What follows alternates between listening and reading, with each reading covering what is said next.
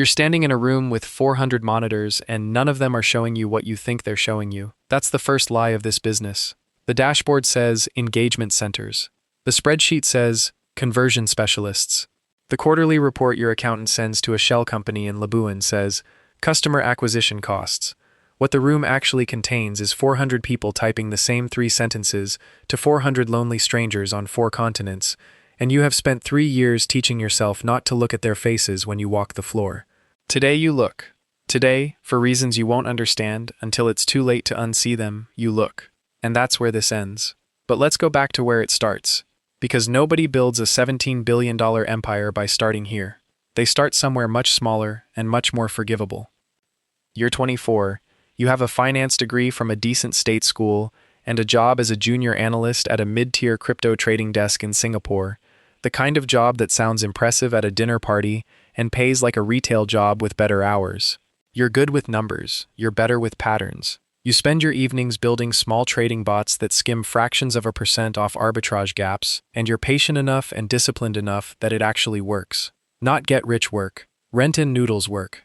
Then the exchange you're trading through collapses in a single weekend, the way they sometimes do, and 40% of your savings evaporate into a bankruptcy filing you'll never see a cent back from. You do the math on how long it will take to rebuild that at your current salary. The number is bleak enough that you start looking at things you'd normally scroll past. That's how you find the forum. Not the dark web, nothing that dramatic. A private Telegram group, invite only, run by people who call themselves growth consultants. They talk about relationship-based investment onboarding, the way a management consultant talks about synergy, all euphemism, no specifics, until you're 3 weeks deep and someone finally shows you the actual playbook. It's not investment advice, it's a script, a very good script, built by people who understand loneliness, the way a locksmith understands locks. You identify a target, usually someone recently divorced, recently widowed, recently retired, someone with money and a hole in their week where a person used to be. You build a profile. You spend weeks, sometimes months, being exactly the kind of patient, attentive presence that person has been missing. And only after the trust is real, only after they'd tell you things they haven't told their own children, do you mention that you've been doing very well trading a particular token, and wouldn't it be nice if they could see the kind of returns you're seeing? You tell yourself you're not going to do it.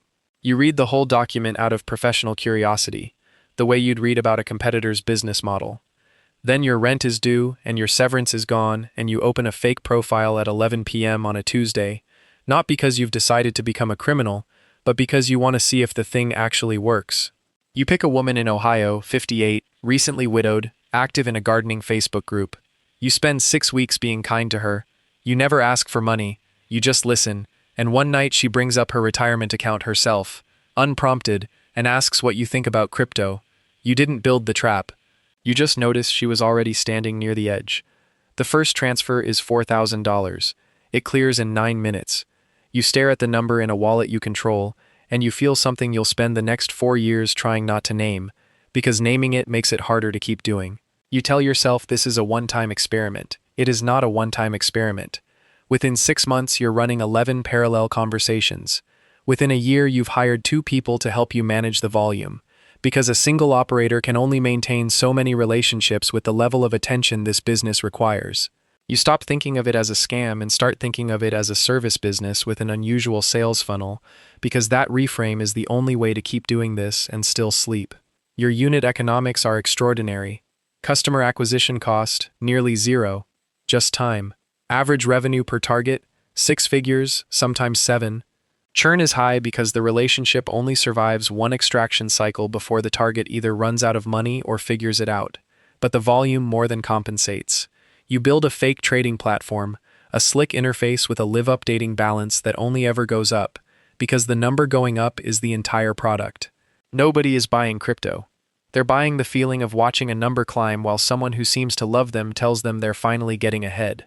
At 27, a man named Renfeld finds you. Not his real name, obviously. Nobody in this business uses a real name past the second conversation. Renfeld runs something bigger than you've imagined. A network of operations centers spread across 3 countries, thousands of operators working scripts you helped refine, without knowing they'd become an industry standard. He doesn't recruit you as a scammer, he recruits you as an architect.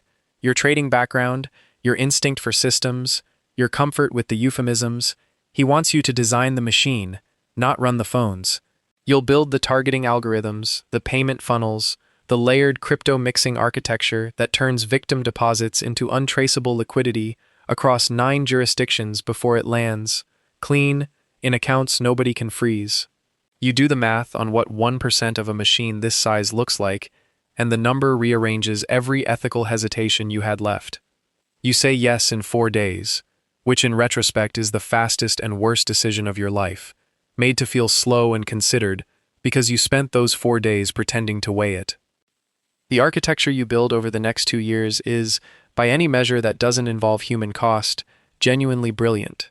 You design a tiered targeting system that scores potential victims by liquid assets, emotional vulnerability signals, and platform behavior, so operators aren't wasting time on low-yield conversations.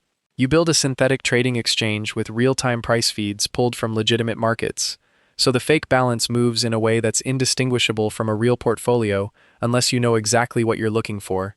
You design a laundering pipeline that breaks every incoming payment into hundreds of smaller transactions, routes them through a rotating set of shell entities and decentralized exchanges, and reassembles the clean total 91 days later in a jurisdiction with no reporting treaty. You lose about 6 cents on every dollar to transaction costs and bribes.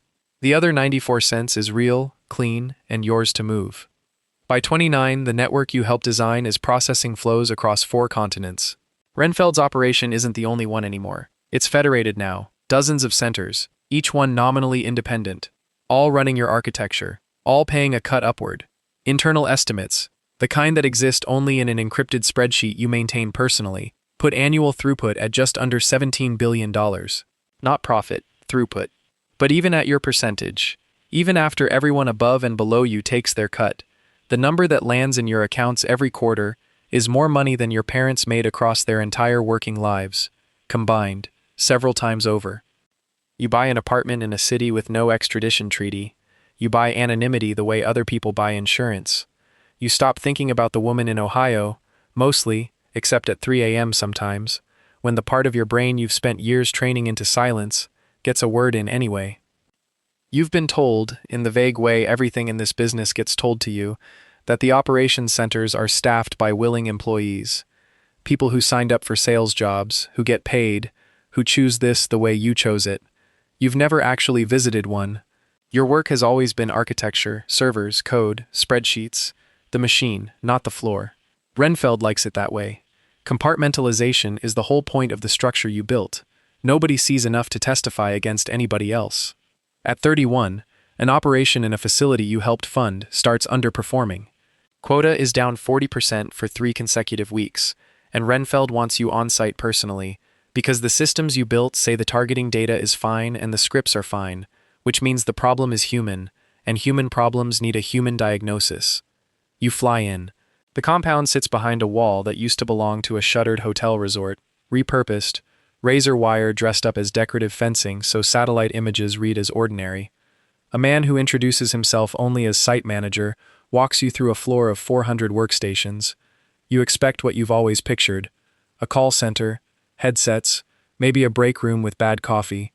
What you get instead is 400 people who do not look up when you enter, who type with the specific tension of someone being watched, whose supervisors stand at the ends of each row with the loose-limbed posture of men who are used to being obeyed instantly. You ask, carefully, where the staff came from. Site manager says recruitment is handled upstream. You ask what recruitment means. He tells you, with the flat efficiency of a man describing a supply chain, that most of the floor answered job listings for customer service or tech support work in a country they'd never been to, were flown in on promises of legitimate salaries, and had their passports taken at the airport for processing the day they arrived. Debt is manufactured on arrival. Travel costs, food, housing, all billed against wages that were never real to begin with, and the debt is structured so it can never actually be paid down. You ask what happens to workers who don't hit quota. He gestures, almost bored, at a door at the end of the hall with a small reinforced window. You don't ask again. You find her by accident. A worker near the end of row 6, maybe 20, keeps her eyes on her screen the way everyone does, except her hands are shaking on the keyboard, and when you pass close enough you see what's on her screen. Not a script to a stranger in Ohio, but a message thread with a girl her own age in Manila, someone she's clearly been talking to for weeks, someone she is right now, under supervision, in the middle of extracting the last of a family's savings from. You recognize the tone of the messages because you wrote the tone of the messages, 4 years ago, in a document that's since been translated into 6 languages and handed to people who never had a choice about typing it. You ask site manager her story, because you can't not ask, even though every instinct built over 4 years is screaming at you to stay in the architecture, stay in the abstraction, stay upstream where the numbers don't have faces. He tells you she answered a job ad for a hotel receptionist position 11 months ago. She's from a coastal town you've never heard of. Her family thinks she's working front desk at a resort. She hasn't been allowed a phone call in 4 months, since the last time she tried to explain what was actually happening, and a supervisor overheard her. You fly home. You do not sleep for 3 days. You keep running the number, 17 billion, against the number of workstations you counted on that one floor, against the number of floors Renfeld has told you exist, against the number of floors you now understand you never asked about, because asking was inconvenient to the architecture you were so proud of. You built a machine that was, at every layer beneath the layer you personally worked in, running on human beings held against their will. You didn't design that part. You told yourself, every quarter, that you hadn't designed that part, and that distinction, which felt like a wall for 4 years, turns out to have been paper the entire time. You start doing something you've never done before in this business. You take notes for yourself instead of for the operation. Facility locations, ownership structures, the offshore accounts Renfeld thinks only he can see. You tell yourself it's insurance. You know, somewhere underneath the part of you that's still protecting itself, that it's something closer to evidence. 6 weeks later, an encrypted message arrives from an address you don't recognize, using a name for the operation that only exists in internal documents you wrote. It says 3 words, "We need to talk." You spend 2 days assuming it's Renfeld testing your loyalty, or a rival network trying to poach your architecture. It's neither. It's a joint financial crimes task force that's been quietly mapping the network's payment rails for 14 months, using exactly the kind of transaction pattern analysis you'd recognize instantly, because it's the same class of analysis you use to find victims. They don't have your name yet, they have your fingerprints. Structurally, the 6-cent loss rate, the 91-day cycle time, signatures unique enough to a single architect that once they find the right person, the case builds itself. They offer you a version of a deal you've heard about happening to other people, never imagined happening to you, full cooperation, facility locations, laundering architecture, financial trails, testimony, everything, in exchange for reduced exposure and, more specifically, immediate coordination with anti-trafficking authorities on live extraction of workers before the financial case even goes public. They tell you, flatly, that speed matters more to them than your sentence does. There are people in that building right now. You think about the deal for 4 hours, which is a shorter deliberation than you gave the decision to build any of this in the first place.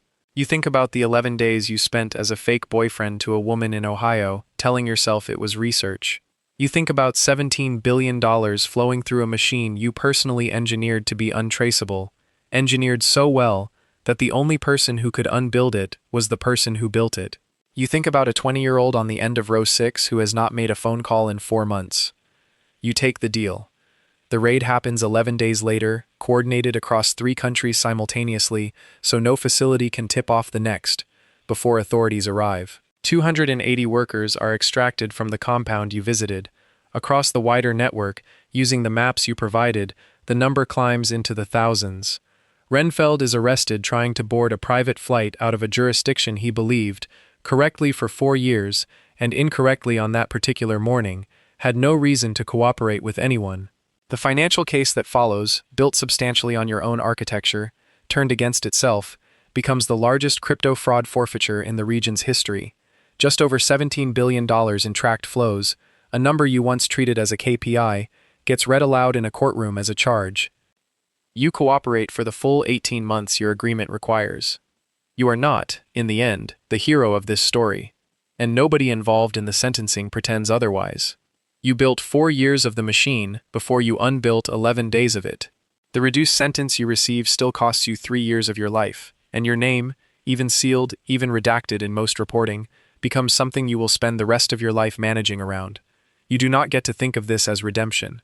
You get to think of it, on the honest nights, as the only decision in 8 years that a person on the other end of your work would have wanted you to make. The woman in Ohio, it turns out, gets a fraction of her losses back through the asset forfeiture. Years later, a check that covers maybe 11% of what she lost, and none of what she trusted. You will never know if she connects the small, anonymous line item on a federal recovery notice to the man who spent 6 patient weeks learning the names of her grandchildren. You've decided you don't get to find out. Some debts you don't get to watch yourself repay. You just have to trust, or pretend to trust, that the repayment happened at all. You think, sometimes, about the difference between the machine and the hand that builds it.